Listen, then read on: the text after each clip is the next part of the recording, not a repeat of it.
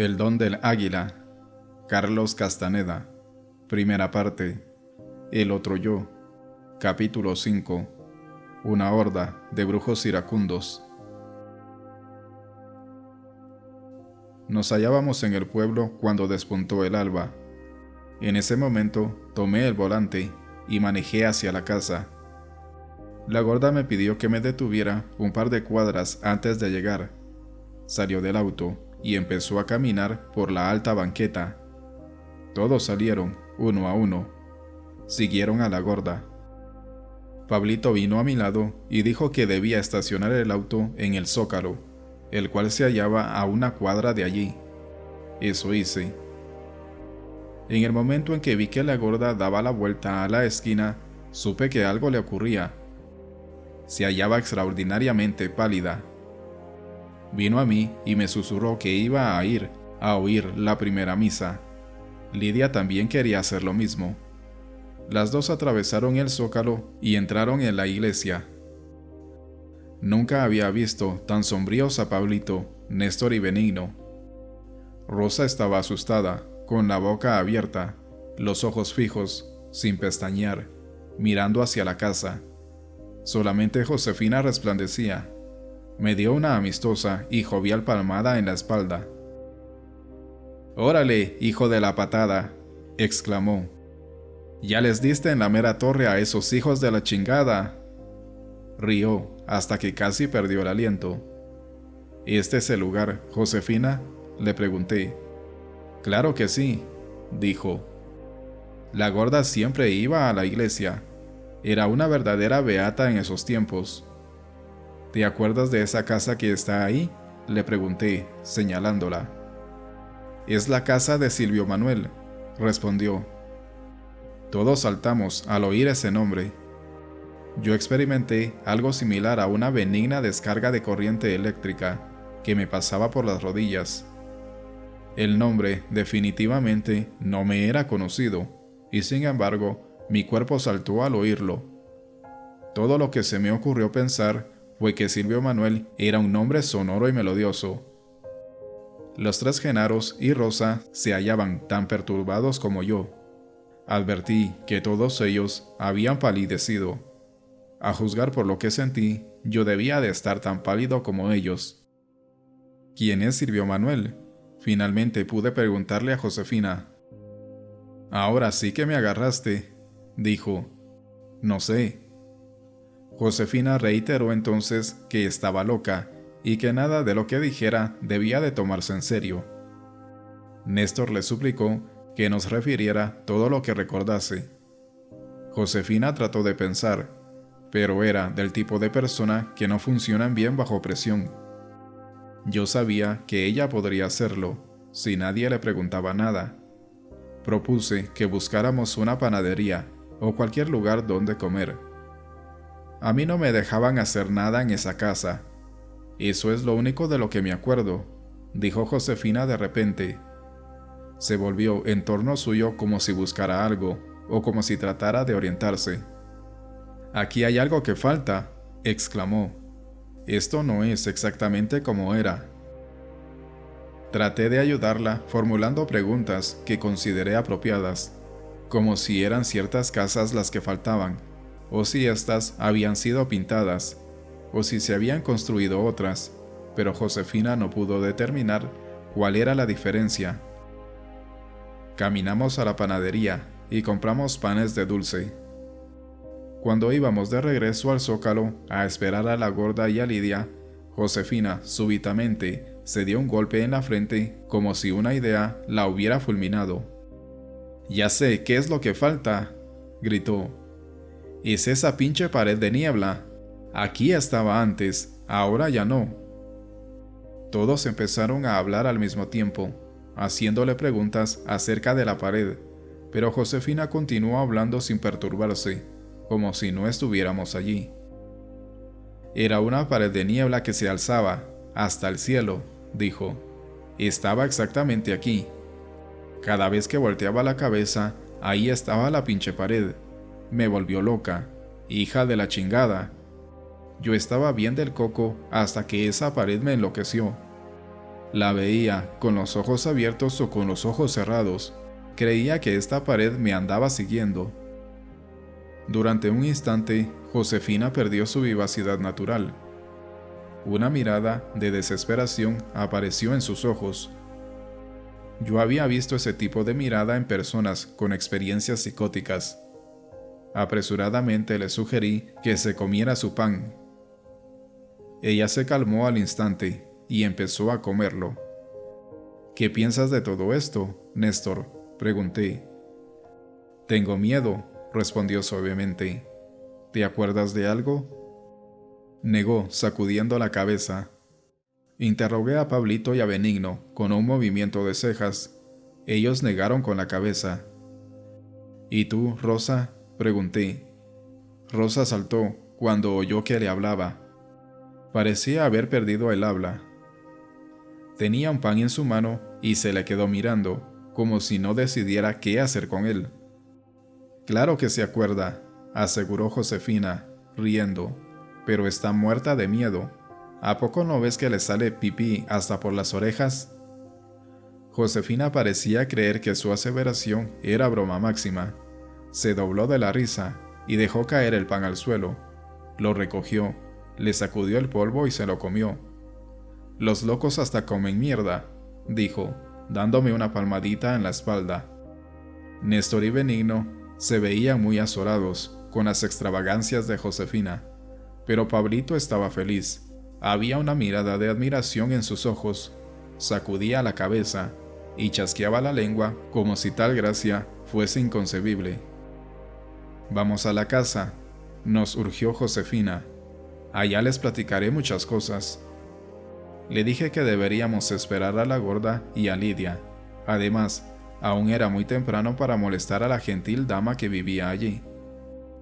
Pablito dijo que en el curso de su trabajo de carpintería había estado en ese pueblo y conocía a una familia que preparaba comida para viajeros. Josefina no quería esperar. Era cuestión de ir a la casa o ir a comer. Opté por ir a desayunar y ordené a Rosa que fuera a la iglesia a buscar a la gorda y a Lidia, pero galantemente Benigno se ofreció a esperarlas y llevarlas luego al sitio donde desayunaríamos. Al parecer, él también sabía dónde quedaba. Pablito no nos llevó directamente allí. En vez de eso, y a petición mía, hicimos una larga desviación. Había un antiguo puente en las afueras del pueblo que yo quería examinar. Lo había visto desde el auto, aquel día en que la gorda y yo venimos por primera vez. La estructura del puente parecía colonial. Avanzamos por el puente y de pronto nos detuvimos abruptamente en la mitad. Pregunté a un hombre que estaba allí qué tan antiguo era el puente. Respondió que lo había visto toda su vida y que él ya tenía más de 50 años de edad. Pensé que el puente ejercía una fascinación única solo para mí, pero al ver a los demás tuve que concluir que a ellos también los había afectado. Néstor y Rosa estaban jadeando, sin poder respirar. Pablito se sostenía en Josefina, y ella, a su vez, se sostenía de mí. ¿Te acuerdas de algo, Josefina?, pregunté. Ese maldito Silvio Manuel está al otro lado del puente, dijo, señalando hacia el otro extremo, que se hallaba como a unos 9 metros. Miré a Rosa, quien asintió afirmativamente con la cabeza. Susurró que una vez ella había cruzado ese puente con gran temor y que algo la había estado esperando del otro lado para devorarla. Los dos hombres no podían ofrecer ayuda. Me miraron, perplejos. Cada uno de ellos dijo que tenía miedo sin ninguna razón. Estuve de acuerdo con ellos. Sentí que de noche no me atrevería a cruzar el puente por todo el oro del mundo. No supe por qué. ¿Qué más recuerdas, Josefina?, le pregunté. Mi cuerpo ahora sí ya se asustó, dijo. No puedo acordarme de nada más. El maldito Silvio Manuel siempre está en la oscuridad. Pregúntale a Rosa. Con un movimiento de cabeza, invité a Rosa a hablar. Asintió afirmativamente 3 o 4 veces, pero no pudo vocalizar sus palabras. La tensión que yo mismo me hallaba experimentando era insólita. pero real. Todos estábamos parados en el puente, a la mitad, sin poder dar otro paso en la dirección que Josefina había señalado. Finalmente, Josefina tomó la iniciativa y dio media vuelta. Regresamos caminando al centro del pueblo. Después, Pablito nos llevó a una casa bastante grande. La gorda, Lidia y Benigno ya estaban desayunando y habían ordenado comida para nosotros. Yo no tenía hambre. Pablito, Néstor y Rosa se hallaban ofuscados. Josefina comió con gran apetito. Había un silencio ominoso en la mesa. Nadie quiso verme a los ojos cuando traté de iniciar una conversación. Después del desayuno, caminamos a la casa. Nadie dijo una palabra. Toqué en la puerta y cuando la dama salió, le expliqué que deseaba mostrar la casa a mis amigos. La señora titubeó unos momentos. La gorda le dio algo de dinero y se disculpó por molestarla. Josefina nos condujo directamente hasta el fondo. No había visto esa parte de la casa cuando estuve antes. Había un patio empedrado, con cuartos distribuidos en torno a él. Unas pesadas herramientas de siembra habían sido almacenadas en los techados corredores. Tuve la sensación de que había visto ese patio cuando no había tanto desorden. Había 8 cuartos, 2 en cada uno de los 4 lados del patio. Néstor, Pablito y Benigno parecían estar a punto de vomitar. La gorda respiraba profundamente. Tomó asiento con Josefina en una banca, hecha en la pared misma. Lidia y Rosa entraron en uno de los cuartos. Repentinamente, Néstor pareció tener la necesidad de encontrar algo y desapareció en otro cuarto. Benigno y Pablito hicieron lo mismo. Me quedé solo con la señora. Quise conversar con ella, hacerle preguntas, averiguar si conocía a Silvio Manuel, pero no pude reunir energía para hablar. Mi estómago estaba hecho un nudo. Lo que me oprimía era una tristeza intangible, el anhelo de algo que no estaba presente, que no se podía formular. No pude soportarlo. Estaba a punto de despedirme de la señora e irme de la casa cuando la gorda llegó a mi lado. Me susurró que teníamos que entrar en un cuarto desde donde nos encontrábamos. Fuimos allí.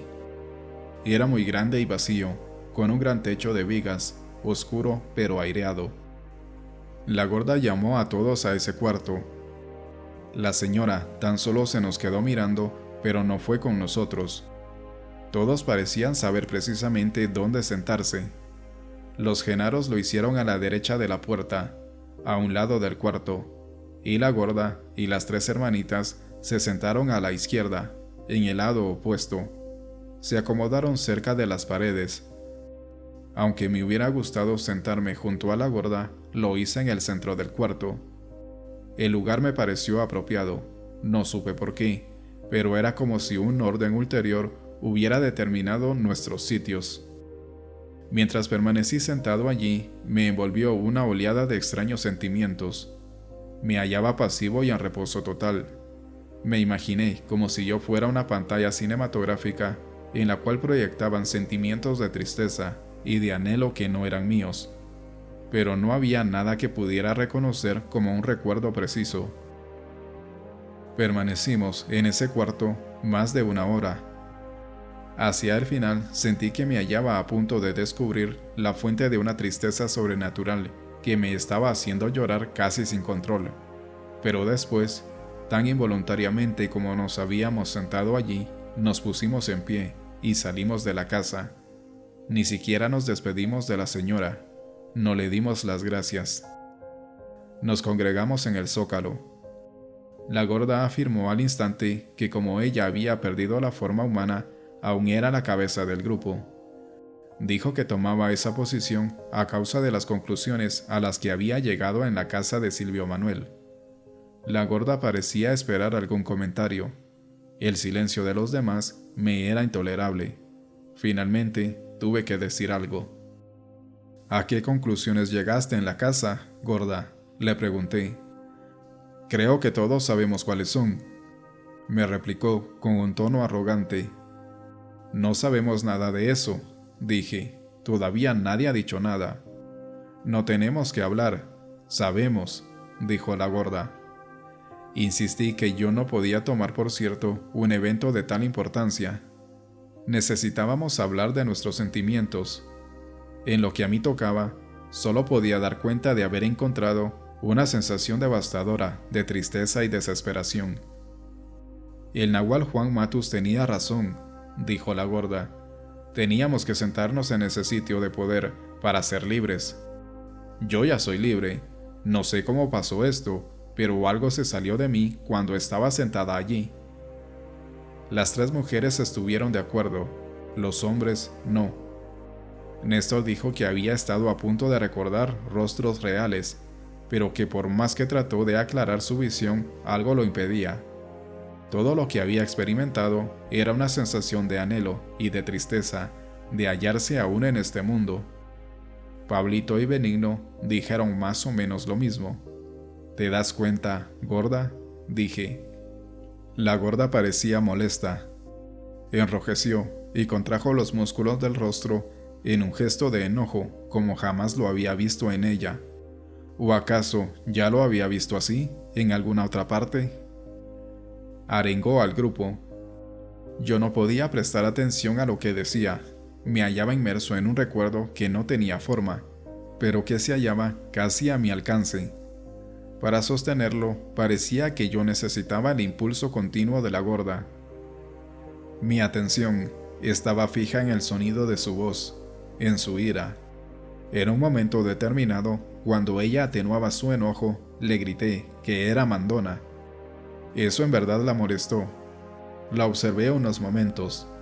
Estaba recordando a otra gorda, otro tiempo, una gorda obesa, iracunda, que con sus puños golpeaba mi pecho. Recordé que yo reía al verla enojada y que trataba de aplacarla como si fuera una niña. El recuerdo concluyó al momento en que la gorda trató de hablar. Al parecer, ella se había dado cuenta de lo que yo hacía. Me dirigí a todos y les dije que nos hallábamos en una situación precaria. Algo desconocido se cernía sobre nosotros. No se cierne sobre nosotros, dijo la gorda secamente. Ya lo llevamos encima. Y yo creo que ustedes saben de qué se trata. Yo no, y creo hablar por el resto de nosotros, le dije. Los tres genaros asintieron. Nosotros ya hemos vivido en esa casa, cuando estábamos en el lado izquierdo, explicó la gorda. Yo me sentaba en ese recoveco en la pared a llorar, porque no daba con qué era lo que tenía que hacer. Creo que si me hubiera podido quedar hoy un poquito más de tiempo en ese cuarto, habría recordado todo, pero algo me empujó a salir de allí. Yo acostumbraba a sentarme en ese cuarto cuando había más gente allí. No puedo recordar las caras, por desgracia. Sin embargo, otras cosas se aclararon cuando hoy me sentí allí. No tengo forma. Las cosas me vienen, buenas o malas. Por ejemplo, me volví a agarrar de mi antigua arrogancia y mi deseo de andar enojada, pero también saqué otras cosas, cosas buenas. Yo también, dijo Lidia con voz ronca. ¿Cuáles son las cosas buenas?, le pregunté. Creo que estaba mal odiarte, dijo Lidia. Ese odio me impedirá poder volar. Eso me dijeron en ese cuarto los hombres y las mujeres. ¿Qué hombres y qué mujeres?, preguntó Néstor con un tono de temor. Yo estaba allí cuando ellos estaban ahí. Eso es todo lo que sé, dijo Lidia. Tú también estabas ahí. Todos nosotros estábamos ahí. ¿Quiénes eran esos hombres y esas mujeres, Lidia?, le pregunté. Yo estaba ahí cuando ellos estaban ahí. Eso es todo lo que sé, repitió. ¿Y tú, gorda?, pregunté. Ya te dije que no puedo recordar ninguna de las caras o algo en concreto, dijo. Pero sí sé una cosa. Todo lo que hayamos hecho en esa casa fue en el lado izquierdo. Cruzamos, o alguien nos hizo cruzar, las líneas paralelas. Esos recuerdos extraños que tenemos son de ese tiempo, de ese mundo. Sin ningún acuerdo verbal, abandonamos el zócalo al unísono y nos encaminamos al puente. La gorda y Lidia corrieron delante de nosotros. Cuando llegamos al sitio, encontramos a las dos detenidas exactamente donde nosotros lo habíamos hecho antes. «Silvio Manuel está en la oscuridad», me susurró la gorda, con los ojos fijos en el otro lado del puente. Lidia temblaba. También trató de hablar conmigo. No pude comprender lo que estaba voceando. Jalé a todos y los retiré del puente. Pensé que quizá si pudiésemos juntar lo que sabíamos de ese lugar, podríamos arreglarlo en una forma que nos ayudaría a comprender nuestro dilema. Nos sentamos en el suelo, a unos cuantos metros del puente. Había mucha gente arremolinándose en torno, pero nadie nos prestaba atención. «¿Quién es Silvio Manuel, gorda?», pregunté. «Nunca había oído ese nombre hasta ahora», dijo. «No conozco a ese hombre, y sin embargo lo conozco». Me llegó algo como oleada cuando escuché su nombre. Josefina me lo dijo cuando estábamos en la casa. Desde ese momento, cosas han empezado a llegarme a la mente o a la boca, igualito que a Josefina. Nunca pensé que un día yo acabaría siendo como Josefina. «¿Por qué dijiste que Silvio Manuel está en la oscuridad?», pregunté. «No tengo idea», dijo, «y sin embargo, todos sabemos que esa es la verdad». Insté a las mujeres para que hablaran. Ninguna emitió palabra. La tomé contra Rosa. Había estado a punto de decir algo 3 o 4 veces.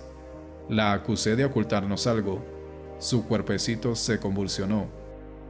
«Cruzamos este puente y Silvio Manuel nos estaba esperando al otro lado», dijo, con una voz apenas audible. Yo fui la última. Yo oí los gritos de los demás cuando él se los devoraba. Quise huir corriendo, pero ese demonio de Silvio Manuel estaba en los 2 lados del puente. No había cómo escapar. La gorda, Lidia y Josefina estuvieron de acuerdo. Les pregunté si se trataba solo de una sensación vaga y general que habían tenido, o si era algo preciso, que se podía seguir paso a paso. La gorda dijo que para ella había sido exactamente como Rosa lo había descrito, un recuerdo que podía seguir paso a paso. Las otras dos estuvieron de acuerdo. En voz alta me pregunté qué había ocurrido con la gente que vivía en torno al puente. Si las mujeres gritaron, como Rosa dijo, los transeúntes tenían que haberlas oído. Los gritos debieron haber causado una conmoción. Por un instante imaginé que todo el pueblo había colaborado en una conjura. Un escalofrío me recorrió. Me volví hacia Néstor y abruptamente le expresé la dimensión total de mi miedo. Néstor dijo que el nahual Juan Matus y Genaro, en verdad, eran guerreros de logros supremos y que, como tales, eran seres solitarios. Sus contactos con la gente eran de uno en uno. No había posibilidad de que todo el pueblo, o cuando menos la gente que vivía alrededor del puente, estuviera coludida con ellos. Para que eso ocurriera, dijo Néstor, toda esa gente habría tenido que ser guerrera, lo cual era prácticamente imposible.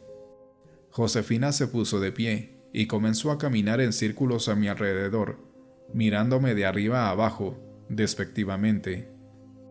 «Tú sí que eres un descarado», me dijo, «haciéndote el que no sabe nada, cuando tú mismo estuviste aquí.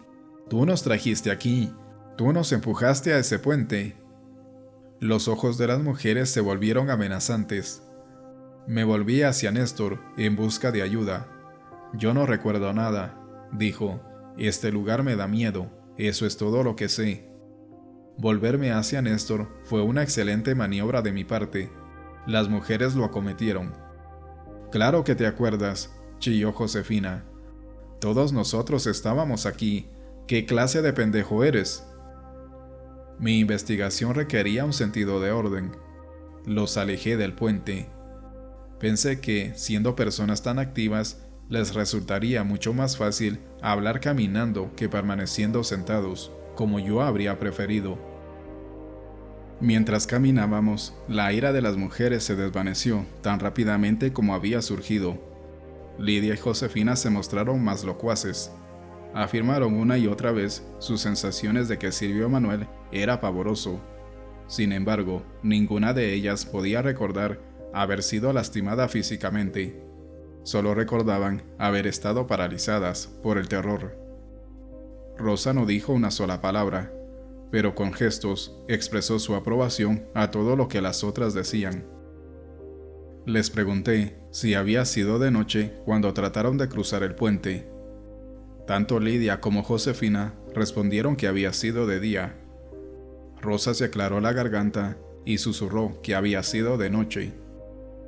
La gorda clarificó la discrepancia, explicando que había sido en el crepúsculo de la mañana, o un poco antes.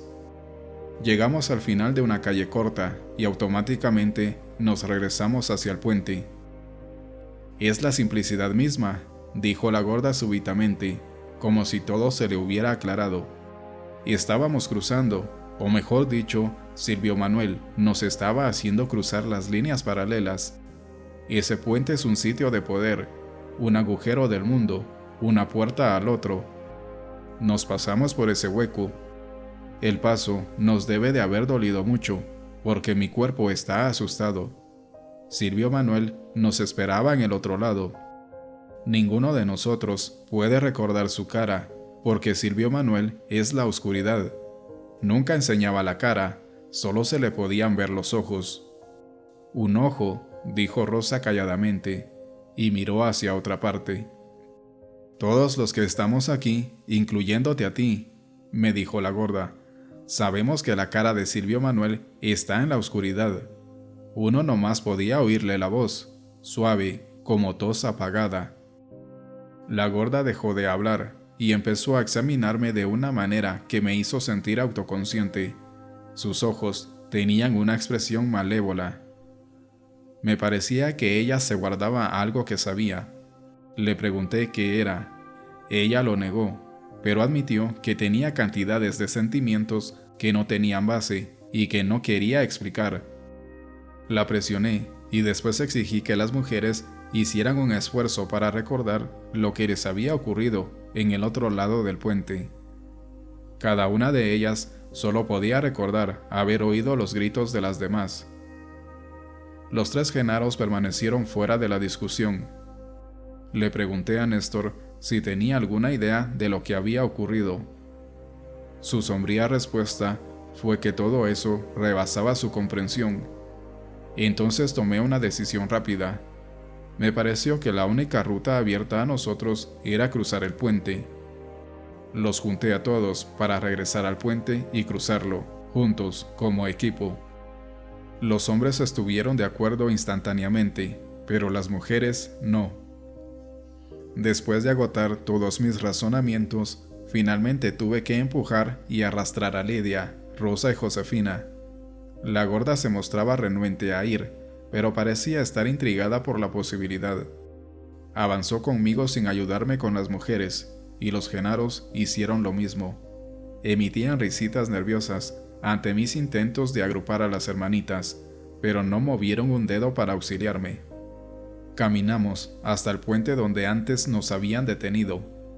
Allí sentí de repente una total falta de energía para detener a las 3 mujeres. Le grité a la gorda que me ayudara. Ella hizo un esfuerzo vago por atrapar a Lidia, cuando el grupo perdió la cohesión, y todos ellos, salvo la gorda, se dispersaron precipitadamente, tropezando y bufando, hasta ponerse a salvo en la calle. La gorda y yo nos quedamos como si estuviésemos pegados a ese puente, sin poder avanzar y teniendo que retirarnos a regañadientes. La gorda me musitó en el oído que no debía tener miedo en lo más mínimo, porque en realidad era yo quien las había estado esperando del otro lado. Añadió que se hallaba convencida de que yo sabía que el ayudante de Silvio Manuel era yo, pero que no me atrevía a revelárselo a nadie. En ese momento, mi cuerpo se sacudió con una furia que rebasaba mi control. Sentí que la gorda no tenía por qué hacer esas aseveraciones o tener esos sentimientos. La prendí del pelo y la hice dar vueltas a tirones. En la cúspide de mi ira, me di cuenta de lo que hacía y me contuve. Le pedí disculpas y la abracé. Un sobrio pensamiento llegó a mi rescate. Le dije que ser líder me estaba erizando los nervios. La tensión era cada vez más intensa conforme progresábamos. Ella no estuvo de acuerdo. Se aferró tercamente a su aseveración de que Silvio Manuel y yo éramos totalmente íntimos. Agregó que como ella me recordó a mi amo, yo reaccioné con ira. Era una fortuna que ella hubiera sido confiada a mi cuidado, me dijo. De otra manera, probablemente la habría tirado al río. Regresamos.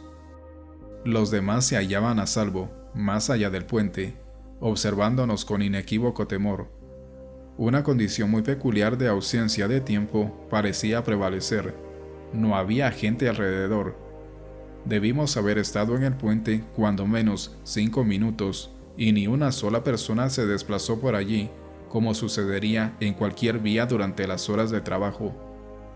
Sin decir palabra, caminamos de vuelta al zócalo. Nos hallábamos peligrosamente débiles. Yo tenía un vago deseo de quedarme en el pueblo un poco más, pero subimos al auto y avanzamos hacia el este, hacia la costa sur Atlántico. Néstor y yo nos turnamos para manejar, deteniéndonos tan solo a comer, hasta que llegamos a Veracruz. Esa ciudad era terreno natural para nosotros. Yo solo había estado allí una vez, y ellos ni una sola.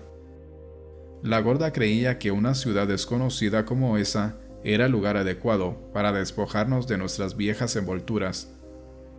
Nos registramos en un hotel y de ahí ellos procedieron a rasgar sus viejas ropas hasta convertirlas en jirones.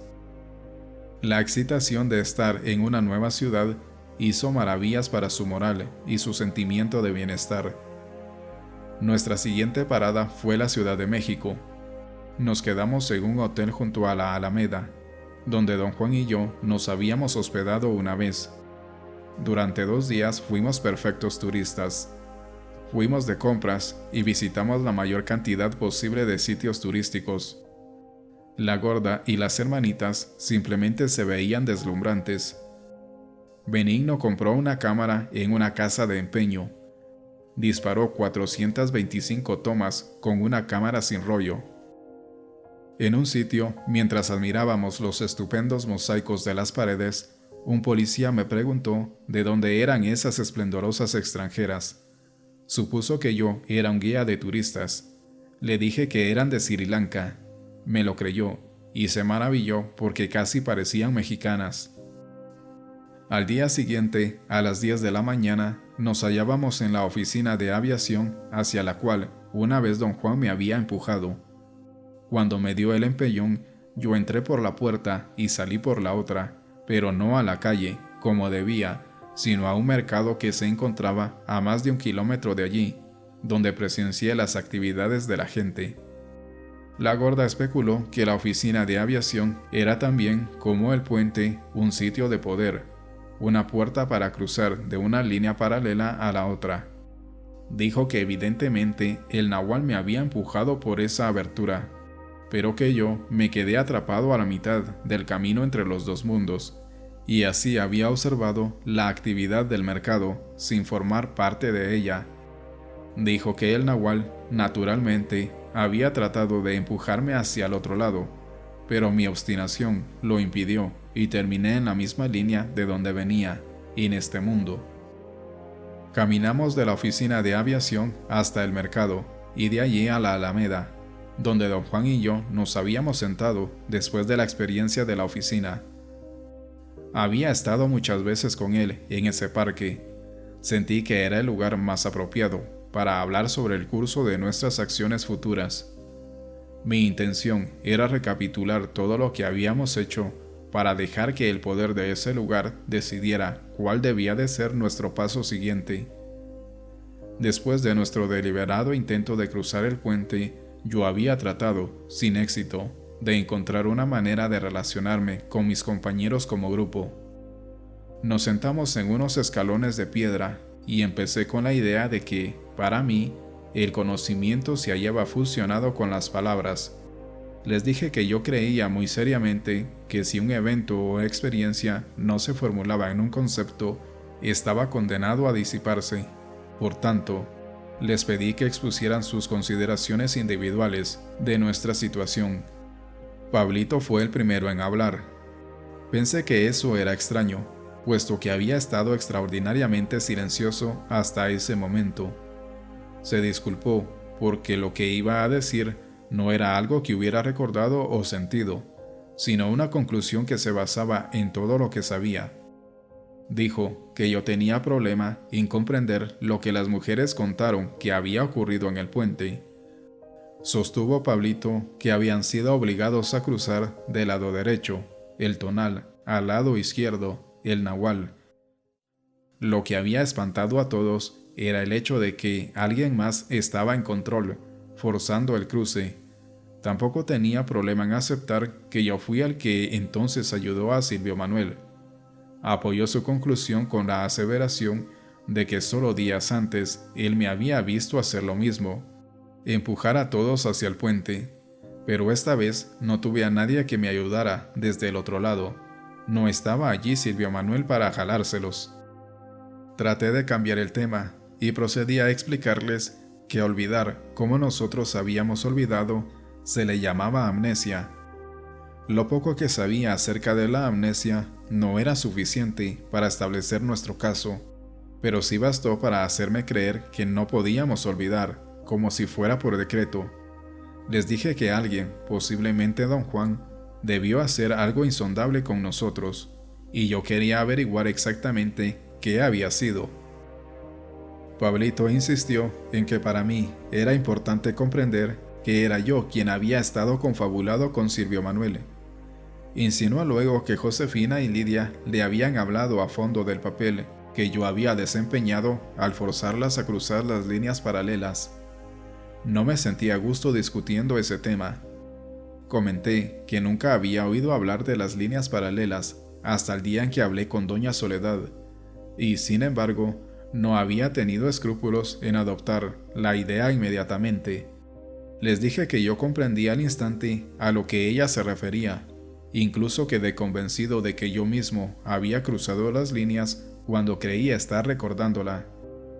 Cada uno de los demás, con excepción de la gorda, aseguró que la primera vez que había oído mencionar las líneas paralelas fue cuando yo hablé de ellas. La gorda dijo que supo de ellas por medio de doña Soledad, poco antes de que yo lo hiciera. Pablito de nuevo intentó hablar de mi relación con Silvio Manuel. Lo interrumpí. Dije que cuando todos nosotros nos hallábamos en el puente tratando de cruzarlo, no pude recordar que yo, y posiblemente todos ellos, había entrado en un estado de realidad no ordinaria.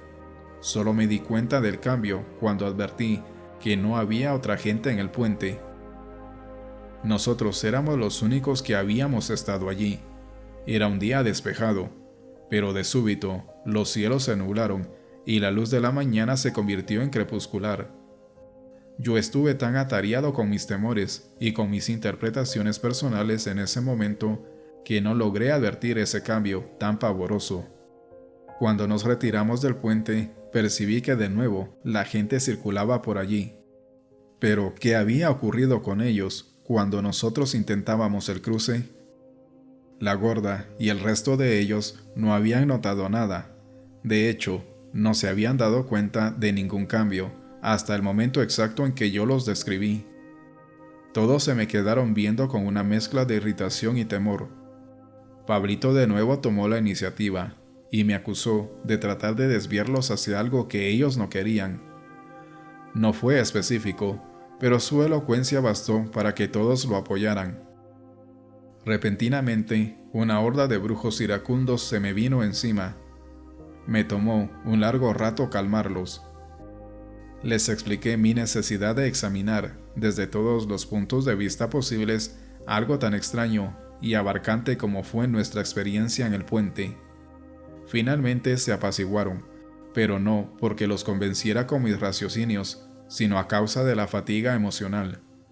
Todos ellos, incluyendo a la gorda, habían apoyado vehementemente la posición de Pablito. Néstor introdujo otro tren de pensamiento. Sugirió que posiblemente Yo era un enviado involuntario que no me daba plena cuenta del alcance de mis acciones. Añadió que simplemente no podía creer, como los demás, que yo estaba consciente de que se me había dejado la tarea de malencaminarlos.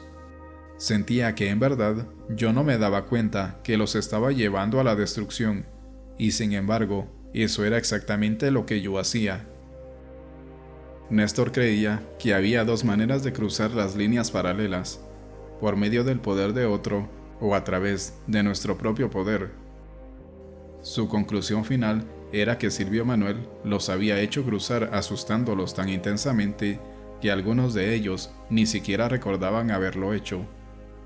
La tarea que se les designó y que debían cumplir consistía en cruzar mediante su propio poder, y la mía era impedirlo. Benigno habló entonces. Dijo que, en su opinión, lo último que don Juan había hecho con sus aprendices hombres fue ayudarlos a cruzar las líneas paralelas, haciéndolos saltar hacia un abismo. Benigno creía que en realidad ya teníamos bastantes conocimientos acerca de cómo cruzar, pero que aún no era el tiempo dado para lograrlo de nuevo. En el puente nadie pudo dar un paso más porque el momento no era apropiado. Estaban en lo correcto, por tanto, al creer que yo había tratado de destruirlos al forzarlos a cruzar.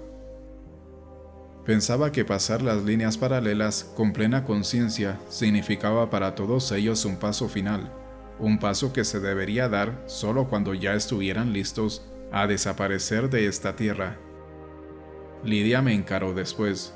No hizo ninguna aseveración, pero me desafió a que recordara cómo primero la persuadí para ir al puente. Agresivamente afirmó que yo no era aprendiz del nahual don Juan, sino de Silvio Manuel, y que Silvio Manuel y yo nos habíamos devorado el uno al otro. Tuve otro arranque de rabia. Me contuve a tiempo. Un pensamiento lógico me tranquilizó. Me dije que lo único que me interesaba eran los análisis. Le expliqué a Lidia que era inútil provocarme de esa manera, pero ella no quiso detenerse. Gritó que Silvio Manuel era mi amo y que por esa razón yo no era parte de ellos en lo más mínimo. Rosa añadió que Silvio Manuel me dio todo lo que yo era. Le dije a Rosa que ella no sabía ni siquiera cómo hablar, que debió decir que Silvio Manuel me había dado todo lo que yo tenía. Ella defendió su aseveración. Silvio Manuel me había dado lo que yo era. La gorda también la apoyó, y dijo que se acordaba de una vez en que yo me había enfermado de tal manera que ya no tenía más recursos. Fue entonces cuando Silvio Manuel tomó control y me imbuyó nueva vida. La gorda dijo que era mucho mejor para mí conocer mis verdaderos orígenes que seguir como había hecho hasta ese momento, con la idea de que el nahual Juan Matus era quien me había ayudado. Insistió en que yo tenía la atención fija en el nahual, porque su predilección eran las palabras. Silvio Manuel, por otra parte, era la oscuridad silenciosa. Explicó que para seguirlo tenía que cruzar las líneas paralelas, pero para seguir al nahual Juan Matus, todo lo que yo necesitaba hacer era hablar de él. Todo lo que decían solo era insensatez para mí. Estaba a punto de responder con lo que consideré una idea brillante cuando mi tren de pensamiento literalmente se descarriló. Ya no podía pensar en cuál era mi razonamiento, a pesar de que solo un segundo antes era la claridad misma. En cambio, un recuerdo sumamente curioso me acosó. No era la sensación vaga de algo, sino el recuerdo duro y real de un evento. Recordé que una vez me hallaba con don Juan y con otro hombre, cuyo rostro no podía precisar. Los tres hablábamos de algo que yo percibía como un rasgo del mundo. A 3 o 4 metros a mi derecha se hallaba un inconmensurable banco de niebla amarilla que, hasta donde yo podía establecer, dividía al mundo en dos. Iba del suelo al cielo, al infinito. Al hablar con los dos hombres, la mitad del mundo de mi izquierda se hallaba intacta, y la mitad a mi derecha estaba velada por la niebla. Me di cuenta de que el eje del banco de niebla iba de oriente al occidente. Hacia el norte se hallaba el mundo que yo conocía. Recordé que le pregunté a don Juan qué ocurría en el mundo al sur de esa línea. Don Juan hizo que me volviera unos cuantos grados hacia mi derecha, y vi que la pared de niebla también se deslizaba cuando yo movía la cabeza. El mundo se hallaba dividido en dos en un nivel que mi intelecto no podía comprender. La división parecía real, pero el lindero no podía existir en un plano físico. De alguna manera tenía que hallarse en mí mismo.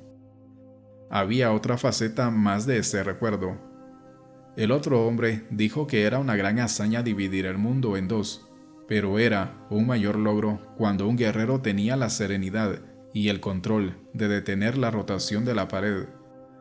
Dijo que la pared no se hallaba dentro de nosotros, estaba, por cierto, en el mundo de afuera, dividiéndolo en dos y rotando cuando movíamos la cabeza, como si se hallara pegada a nuestra sien derecha. La gran hazaña de mantener la pared inmóvil permitía al guerrero encararla y le confería el poder de pasar a través de ella cada vez que así lo deseara. Cuando les conté a los aprendices lo que acababa de recordar, las mujeres quedaron convencidas de que el otro hombre era Silvio Manuel.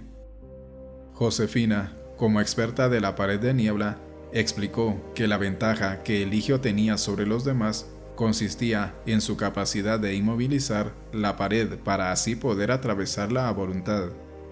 Josefina añadió que es más fácil traspasarla en ensueños, porque ésta entonces no se mueve.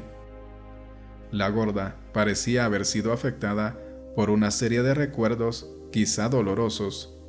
Toda ella se sacudía involuntariamente hasta que estalló en palabras. Dijo que ya no le era posible negar el hecho de que yo era el ayudante de Silvio Manuel.